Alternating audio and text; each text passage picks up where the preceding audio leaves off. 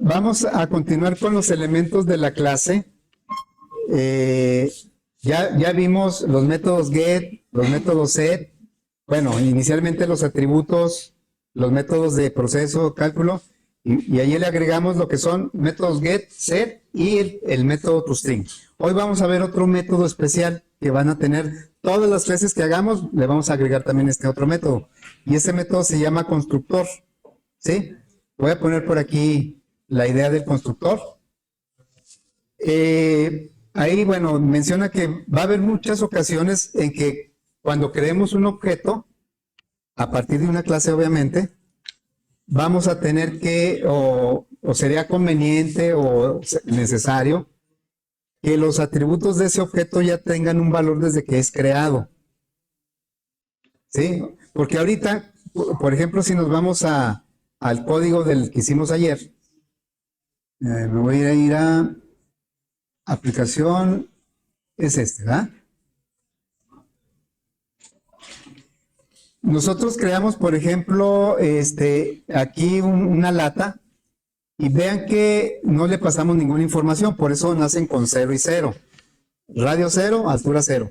Cuando creamos también el otro objeto, que fue aquí el bote, pues también no le pasamos ninguna información y se creó con 0 y 0. ¿Cómo le hicimos para ponerle valores a los atributos? Pues a través de los métodos set.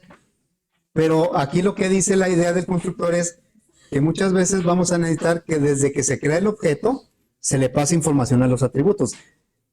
Que después se puedan modificar con los métodos set, pues también, ¿verdad? Pero que inicialmente ya nazcan con algunos valores.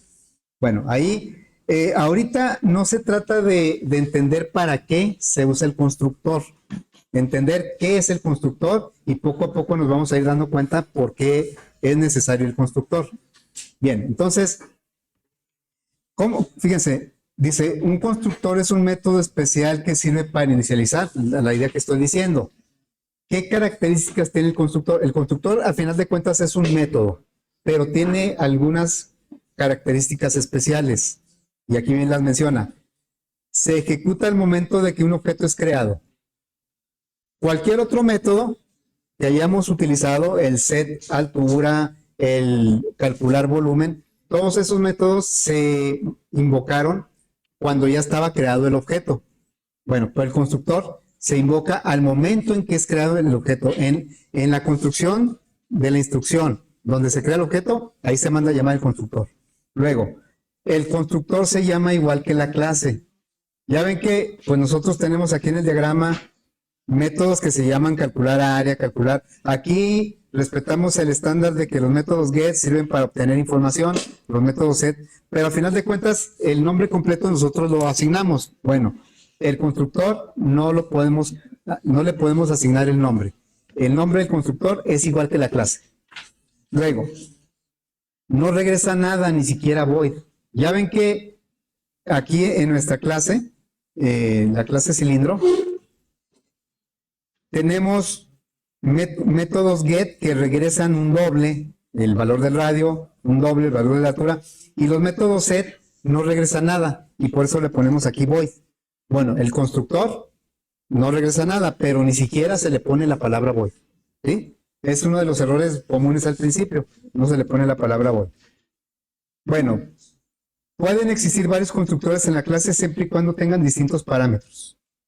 ¿Sí? Una clase puede tener muchos constructores. Ahorita, insisto, no es de entender por qué o para qué, en qué momento me va a servir el constructor. Eso lo vamos a ir descubriendo poco a poco. Nada más entender qué es el constructor. Bueno, y puede tener muchos constructores. Hay clases que tienen 20 constructores. ¿Para qué tanto? Bueno, en su documentación deben ir por qué tantos constructores. Los constructores normalmente son públicos, como cualquier método, dijimos, los métodos en lo general tienen que ser públicos, el constructor también tiene que ser público. Luego dice, Java proporciona un constructor por default, jóvenes, proporciona un constructor por default de manera automática. Por eso, fíjense, para crear un objeto, por fuerza necesitamos un constructor, pero nosotros no hemos declarado ninguno y aún así hemos creado objetos. ¿Y eso por qué fue posible? Porque Java nos proporciona automáticamente, si ve el código de la clase y no tenemos ningún constructor definido, codificado, Java dice, tú necesitas por lo menos un constructor y yo te lo voy a dar. Y me lo da pero sin parámetros. Por eso cualquier clase, aunque no le pongamos constructor, cuando lo compila, le agrega un constructor que ya nosotros no lo vemos, pero ahí está. Ahora, si nosotros codificamos un solo constructor, Java me quita el que me había agregado. Solamente me agrega el constructor cuando yo no pongo ninguno. Si ya pongo yo un constructor cualquiera, Java ya no me pone nada. Bueno, entonces fíjense. ¿Dónde podemos identificar el constructor? A ver, vamos a ponerlo acá. Cuando creamos un objeto, ¿sí? Cuando creamos un objeto, dijimos que esta es la clase, este es el objeto, este es un operador que reserva memoria, y luego, ¿qué dice aquí? Método especial para crear el objeto. ¿Sí? Quiere decir que este es el constructor.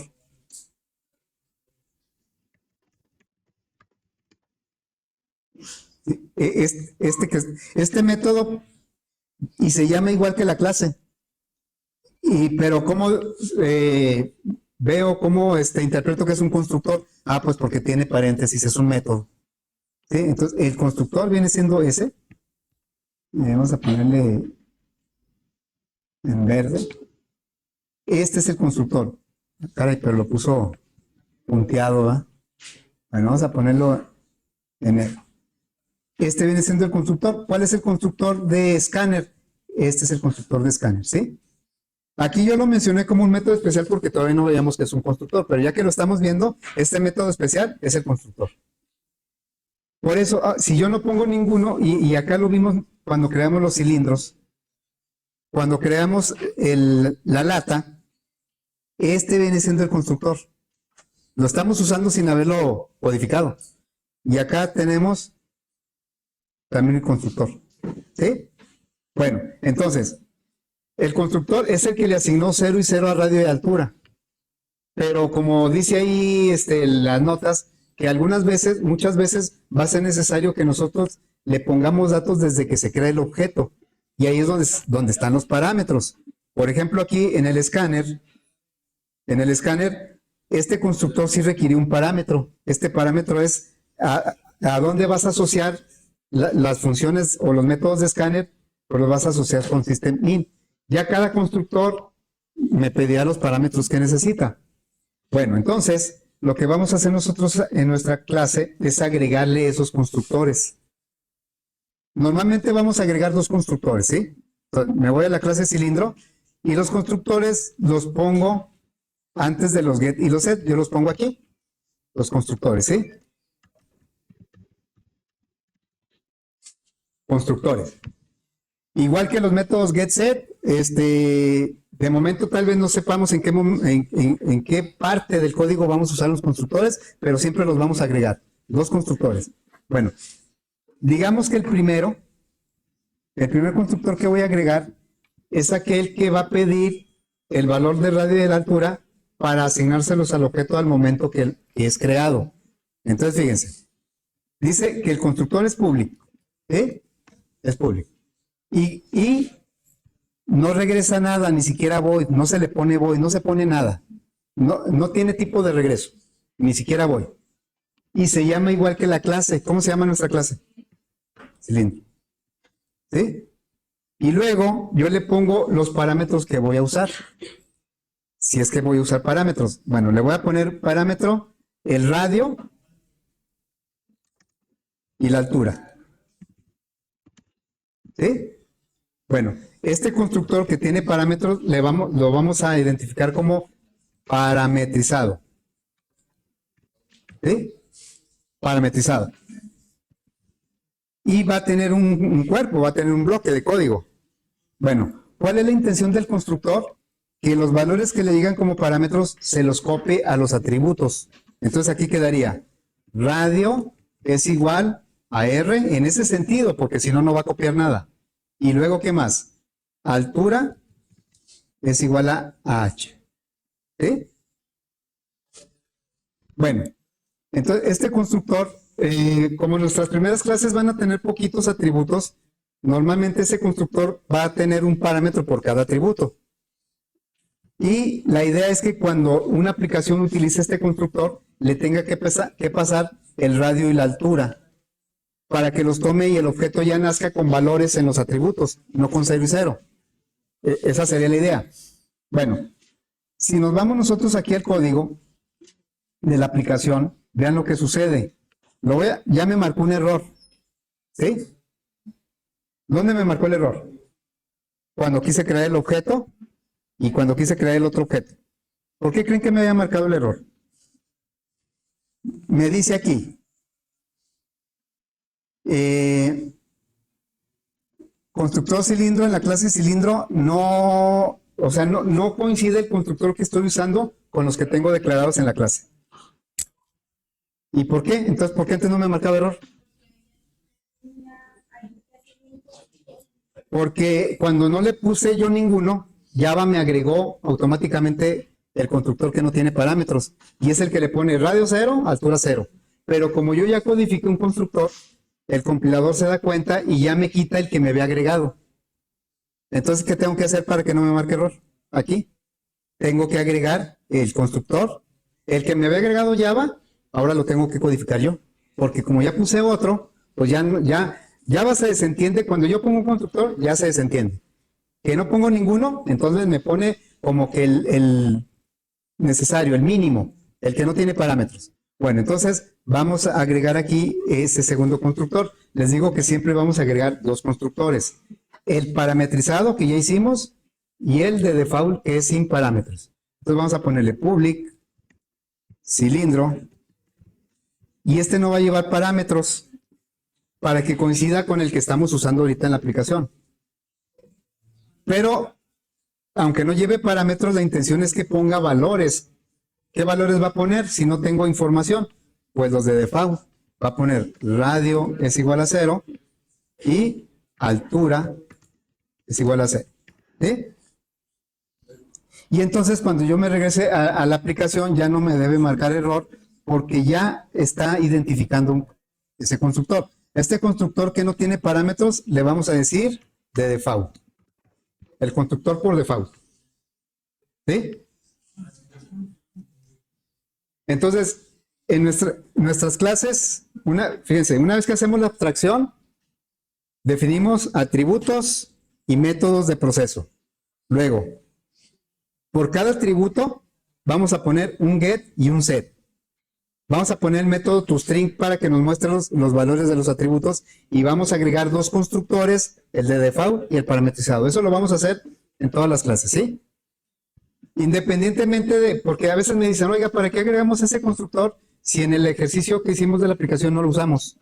Digo, bueno, pues no lo usamos porque no podemos hacer tantos ejercicios, pero realmente un constructor por default normalmente se va a requerir. Ok, y el parametrizado pues a veces es muy práctico. Bueno, entonces ya tenemos aquí ejemplos de cómo utilizar el constructor por default. Aquí utilizamos constructor default. ¿Sí? Eso lo hicimos aquí y lo hicimos acá. Acá también estamos utilizando el constructor por default. Vamos a crear un tercer objeto, pero ahora utilizando el otro constructor.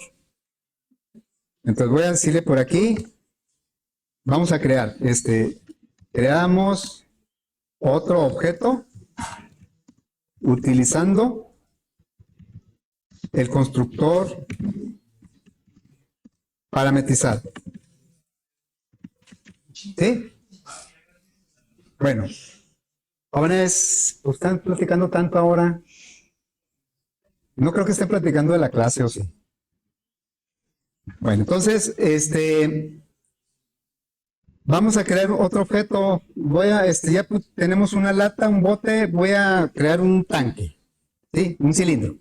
Entonces sería cilindro, tanque, es igual a new, cilindro. Y ven cómo ahora ya me está mostrando, bueno, aquí está un constructor, cilindro, Aquí me pone los dos constructores, el de default y el parametrizado. El que vamos a usar ahorita es el parametrizado. Y me pide cuánto vale el radio y cuánto vale la altura. Se lo puedo pasar como una variable o como una constante. ¿Como cuánto? Me estoy refiriendo a un tanque de esos de 200 litros. ¿Cómo qué radio tendrá? Más o menos. Así, a ojo de buen cubero. Ni idea. No se lo imaginan. Sí saben cuáles son los tanques de 200 litros, ¿no? Sí. Bueno, el radio, ¿como cuánto será? Yo digo que, bueno, voy a intentar unos 27 centímetros de radio. Y luego de altura, más o menos por aquí, es como 1,20, no sé, estoy inventando, ¿sí? 1,20. Bueno, lo que estamos haciendo con esta instrucción es crear un objeto, lo voy a poner acá. Lo voy a poner acá, es más, lo voy a copiar de aquí. Lo voy a copiar y lo voy a pegar por acá. Estamos creando un objeto que identificamos como tanque, ¿verdad? Aquí este es un tanque. Pero a diferencia de la lata y del bote que empezaron con 0 y 0 y después a través de métodos C le pasamos la información a sus atributos, aquí no, aquí nacieron ya con valores. No nació con 0, 0, nació con 27 y aquí 120. Ese objeto. Pueden decir ahorita, pues como que no es tan gran cambio, ¿verdad? Pues hubiera sido equivalente si yo lo hago de esta manera. O sea, yo pude haber hecho, en lugar de esto, le pude haber dicho, bueno, para que no me marque error, le pude haber dicho, cilindro tanque es igual a new cilindro. Y estoy utilizando el constructor de default. ¿Sí? Y luego, para ponerle ese 27 y 120, le diría tanque.set radio y le pongo los 27. Y luego, tanque.set altura y le pongo los 120. ¿Sí? O sea, al final da lo mismo y podrían pensar, entonces, ¿para qué necesitamos un constructor que lo haga si lo podemos hacer directamente con el mismo el de default? Sí, pero va a haber muchas situaciones que tenemos que crear el objeto ya con datos. Ahorita no los podemos visualizar porque no hemos hecho muchos ejercicios, pero luego nos vamos a dar cuenta que sí es necesario que tengan más de un constructor. Bueno, entonces esto lo voy a comentar así, porque no corresponde a lo que dice ahí. Lo voy a comentar ahí y hasta así, ¿va? Bueno, y lo que voy a hacer es pedirle aquí que nos muestre cuál es el área y el volumen del tanque. Ya trae valores de radio y altura. Entonces sería, system, bueno, voy a copiarlo de por acá. Voy a copiar esto. Aquí. Y le digo, tanque. Y le voy a pedir, bueno, aquí sería tanque. Miren, le puedo poner así nada más tanque. A ver, ustedes me dicen qué debe salir. Si le pongo nada más así.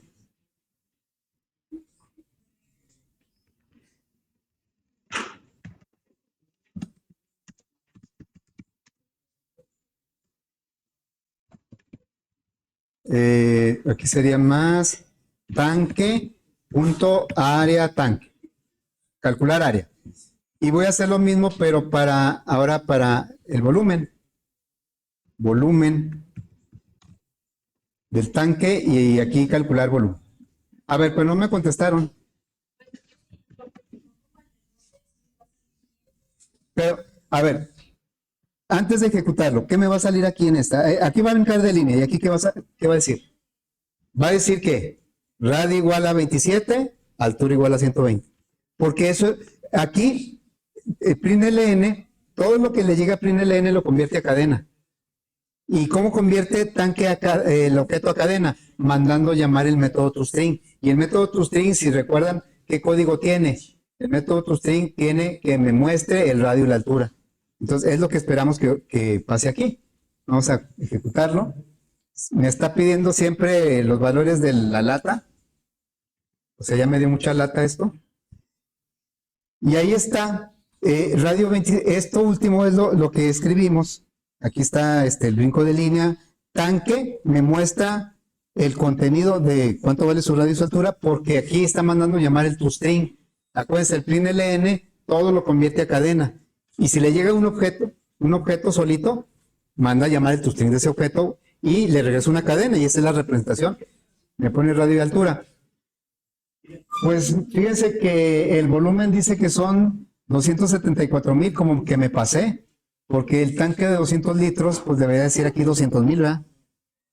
Pero me pasé un poquito. Bueno, ahora, ya tenemos eso. Se puede decir que estos elementos que mencioné, aparte, bueno, los atributos y métodos de cálculo, pues esos salen de la abstracción. Pero debemos proveer siempre la clase de el toString, un get y un set para cada atributo y mínimo 2 constructores. Puede ser que en algunos ejercicios pongamos más constructores, porque así se requiera. Bueno, cada constructor es una forma, es una opción de cómo crear un objeto. Si una clase tiene 15 constructores, hay 15 opciones de crear ese objeto.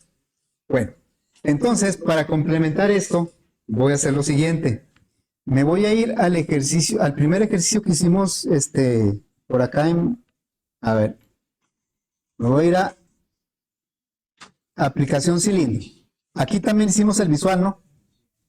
Aquí está, es el primer ejercicio que hicimos. Lo hicimos en modo consola con funciones, y luego lo hicimos en visual. Y en visual, si recuerdan, voy a abrir el visual. Lo hicimos con funciones y sin funciones. Un botón calcula sin funciones, el otro botón lo calcula con funciones. Y si nos vamos al código, las funciones están aquí, ¿verdad? Y vean la diferencia. Aquí las funciones, como no son parte de una clase cilindro, las funciones necesitan como parámetros el radio y la altura. Bueno, entonces lo que voy a hacer, le voy a agregar a este ejercicio otro botón. Voy a tomar este botón y le voy a agregar otro. Lo voy a duplicar. Bueno, y este botón le voy a cambiar primero el nombre. Va a decir JBoot objeto. Vamos a calcular el área y el volumen, pero con un objeto. Ok. Y obviamente aquí el texto va a decir objeto. Y le voy a cambiar también el color. El color de fondo, pues uno que sea diferente a esto es un amarillo. ¿Sí? Bueno, entonces, la idea es que ahora vamos a calcular área y volumen, pero ya no con funciones así, digamos, por fuera. Están por fuera y por eso requieren los parámetros de radio y altura. Vamos aquí a crear un objeto cilindro y luego le vamos a pasar la información que tengan los campos de texto para que me calcule el área y el volumen. El usuario va a decir que para qué tanto botón se hace lo mismo, ¿verdad? Más que lo hacen de diferente forma. Bueno, entonces me voy a ir aquí al evento del objeto y vamos a crear un cilindro. ¿Cómo le pusimos? Bueno, acá como no tenemos el concepto de objeto cilindro, pues lo hicimos a través de variables y de funciones, nada más. Bien, voy a decir, creamos un objeto de la clase cilindro, ¿sí? Y lo voy a hacer con el constructor por default. Entonces sería cilindro. Aquí pues no me interesa mucho qué denominación le vamos a dar. Le voy a poner así, cil, de cilindro. Igual a new cilindro. Aquí estamos aplicando el constructor. Tenemos dos. Voy a aplicar el primero. ¿Sí? Pero ¿por qué no me lo reconoce? Porque la clase cilindro no la tenemos aquí. O sea, la clase cilindro la tenemos en otro proyecto, aquí pues no la reconoce. Ya me está marcando error, ya me está. Entonces lo que tenemos que hacer es copiar la clase. Es como importarla, ¿no? La podríamos importar como una librería o la podemos copiar. Ahorita la vamos a copiar. Entonces, me voy a ir aquí a nuestra clase, a nuestro proyecto donde está la clase cilindro. Aquí está, ¿verdad? le voy a decir que lo copie y me voy a ir al proyecto donde estoy modificando y le voy a decir aquí que lo pegue con refactor. Aquí sí es bien importante que use el refactor porque me va a acomodar el paquete al proyecto a donde llega la copia. Si nada más le digo que lo copie, pues no van a coincidir los paquetes y me va a marcar error. Entonces le digo que le dé refactor y ya me copió la clase cilindro, el archivo de clase cilindro que está aquí, ya lo tengo acá. Claro que no es la mejor forma porque ¿qué tal si yo le modifico algo aquí? Pues no se va a reflejar acá, porque es una copia simplemente. Pero bueno, la idea es que aquí lo reconozca. Entonces, ya me voy al frame y aquí ya me debe reconocer la clase porque ya la tiene dentro del proyecto. New cilindro. Y aquí ya me está reconociendo los constructores porque ya identificó la clase. Entonces le digo, vaya, vamos a usarlo con el de default, ¿sí? Este cilindro. Entonces ahorita este objeto sil trae radio 0 y altura 0. ¿Qué vamos a hacer para alimentar? Pues vamos a decirle ahora que al objeto cilindro le vamos a poner un radio que vamos a tomar del campo de texto. Ok, entonces, ¿cómo lo vamos a hacer? El JText radio tiene un método. JText radio es un objeto de la clase JText field. Acá tenemos nosotros declarados, todos estos que vemos aquí son objetos, y lo que está en rojo es la clase. Bueno, porque yo al editor le dije que las clases me las pusiera en rojo, y lo que son atributos o objetos los pusiera en ese color. Entonces, todos estos, por ejemplo, tengo 1, 2, 3, 4, 5. 5 objetos de la clase JButton. JButton es el molde y cada uno de los botones es un objeto de esa clase. Y tengo como 7 etiquetas, a algunos les cambié el nombre, a otras no. Y tengo 2 campos de texto. JText radio y JText altura son objetos de la clase JText field. Ahora, aquí nada más están declarando los puros nombres de los objetos. No hay ningún new. ¿En qué momento se crean los objetos que están ahí declarados? O sea, lo hace en 2 partes. Declara los objetos y luego los crea. ¿Dónde los crea? Ya lo habíamos visto por ahí en alguna ocasión. Si nos vamos aquí al código administrado, código generado, le damos un más y hay un método que se llama initComponents y es el que crea todos los objetos. Aquí ya está creando del JLabel 1, lo está creando como un nuevo objeto de esta clase y este es el constructor por default. Ahora, ¿quién manda a llamar este initComponents? Lo manda a llamar el constructor del frame. El frame es una clase y como tal tiene su constructor. Este es el constructor del frame. ¿Sí? ¿Por qué digo que este es el constructor del frame? Porque es público, no regresa nada, ni siquiera void y se llama igual que la clase. Este viene siendo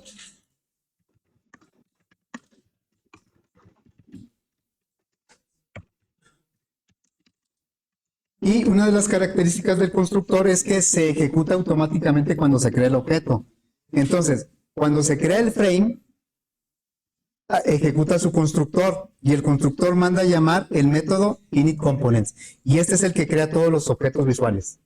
¿Sí? Ahora, la pregunta que quedaría es ¿dónde se crea el frame?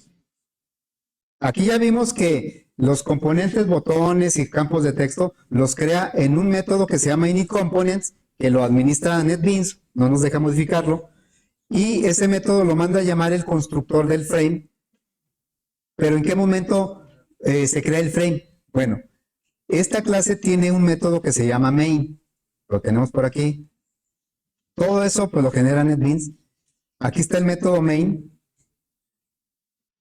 Este es el método main del frame, ¿verdad? Porque el frame es una clase.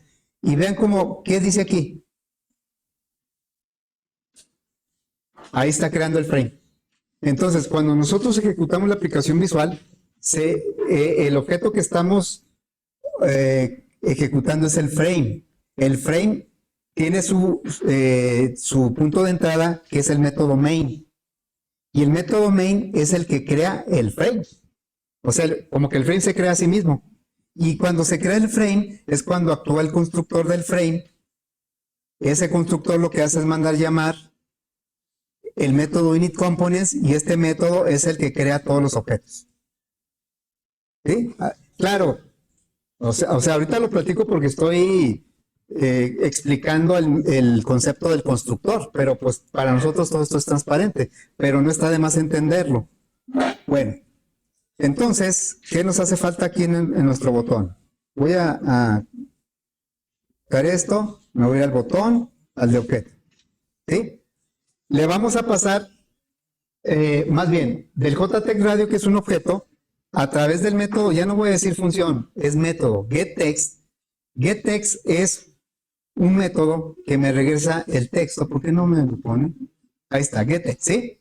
Me regresa lo que tiene el campo de texto, pero como un texto. Y por eso yo tengo que convertirlo a doble, para que lo tome el setRadio. El setRadio me pide un parámetro de tipo doble. Bueno, ¿cómo convertimos? Lo vamos a hacer a través de una clase que se llama doble. Yo antes le llamaba librería, pero el nombre correcto es clase. Doble es una clase, y hay clases que tienen puros métodos, no son para crear objetos. El ejemplo típico es la clase mat. La clase mat no crea objetos, nada más accede a métodos.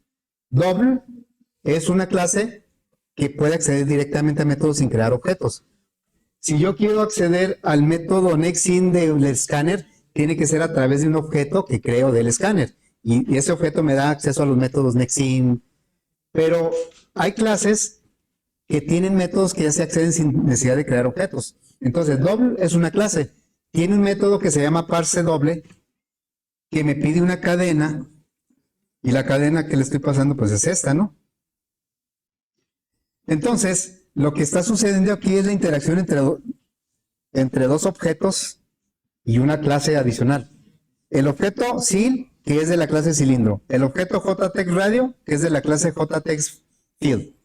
Y a través del método getText extrae lo que el usuario puso en la caja de texto. A través del método parseDouble de la clase doble, lo convierte a doble, y ese resultado se lo pasa al método setRadio para que el cilindro tenga el valor del radio.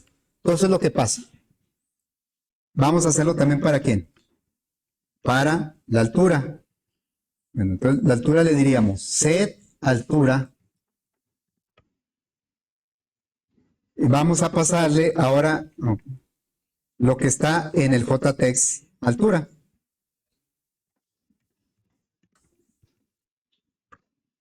Vean, aquí ahorita que estamos haciendo la versión con objetos, la idea es que la complejidad del cilindro consiste en calcular el área y el cilindro, el área y el volumen, perdón. Entonces, aquí en el botón de objeto no sabemos cómo se calcula el área del volumen del cilindro. El que lo sabe es el objeto. Eso está encapsulado. Y eso es bueno porque me evita meterme a la complejidad del cálculo del volumen y el área del cilindro. Acá yo tuve que investigar cómo se calculaba, pero acá ¿quién lo tuvo que investigar? Pues el que codificó la clase. Pero ya una vez que está codificada la clase y la comparte, yo ya no necesito saber cómo se calcula el área y el volumen del cilindro. Lo hago a través del objeto. Bueno, entonces ya que tenemos esa información, vamos a mostrarla en otro objeto que es la etiqueta JLabel área. JLabel área es un objeto de la clase JLabel.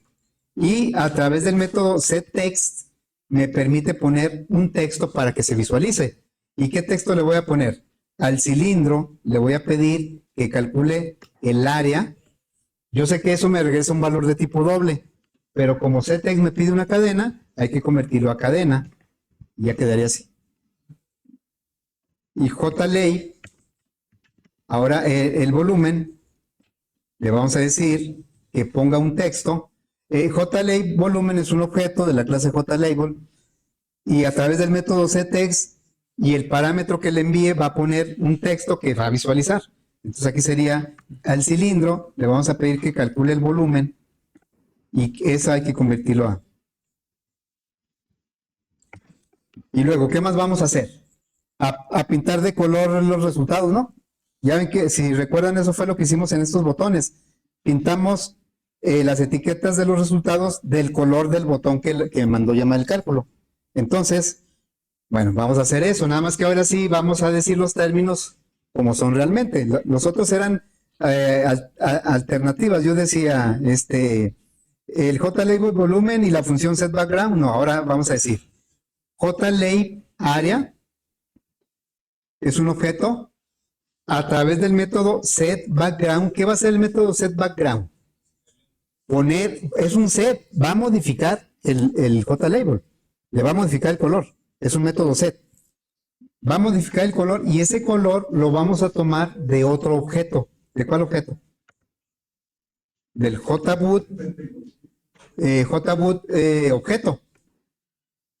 Pero yo no le puedo pasar, aquí me está pidiendo como parámetro un objeto de la clase color y yo le estoy pasando ahorita un objeto de la clase JButton. Bueno, lo que pasa es que este JButton yo le voy a pedir que a través del método getBackground, no va a modificar el botón, me va a decir de qué color es el fondo de ese botón. GetBackground me regresa un objeto de la clase color y eso es lo que me pide el setBackground. Y esto mismo lo vamos a hacer ¿para quién? Para JLabel volumen.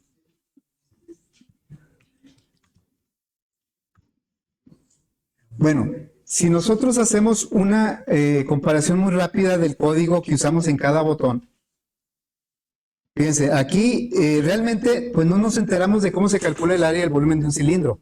Acá lo tenemos porque pues en la opción de funciones tuvimos que agregar las funciones aquí. Pero si nos quedáramos nada más con el botón de los objetos, ¿me quedó?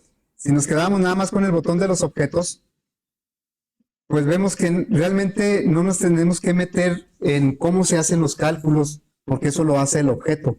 La idea de los objetos es como separar la responsabilidad, que no todo lo haga un mismo bloque de código, que lo estructuremos de tal manera que haya colaboración entre los objetos para resolver los problemas. Entonces acá, ¿cuántos objetos estamos usando en este código? Muchos. El CIL, el setradio, perdón, el JTextRadio. Es más, aquí los objetos me los pone de color como lila o todo lo que sea. Nada más no, porque este es un objeto aquí local. Estos son objetos del frame. Estos los ponen de este color porque pertenecen a la clase del frame. Y este CIL no pertenece a la clase del frame, pertenece nada más al evento del botón. Por eso los pone de color diferentes. Bueno, entonces vamos a probar.